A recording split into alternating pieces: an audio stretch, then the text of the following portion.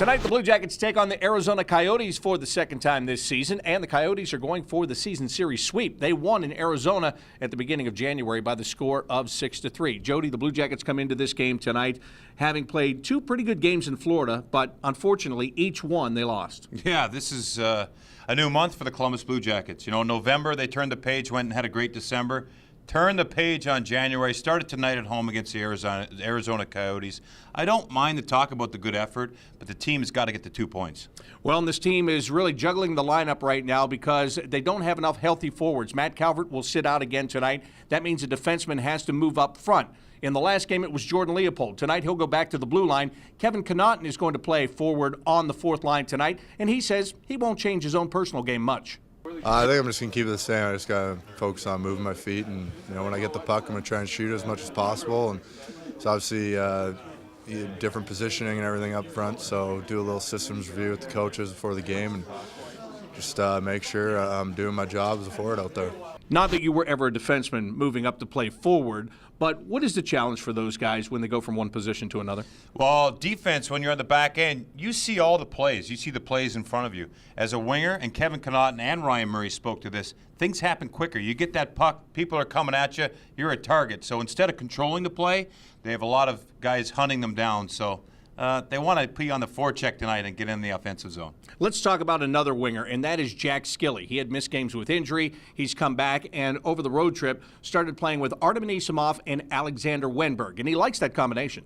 Obviously, Artie and Winnie have a lot of skill, and I think I'm the more gritty one on that line, and I don't mind that. I like getting in on the forecheck and being gritty, and that's just the way I play. And I think that way of play can complement those two, and those two are able to make plays, and I just got to get to the paint. Well, Jack Shelley, as he said, he is the grit on that line. But what do you think about that combination, and especially how Wenberg has really morphed into a good winger for Artem Anisimov? Well, yeah, and Wenberg's going to be taking the faceoffs here because Anisimov has that tricep injury. So watch Wenberg take the faceoff and then slowly drift over to the wing. They'll exchange that position when it's safe to do so on that line. Shelley's got that speed. He's so strong.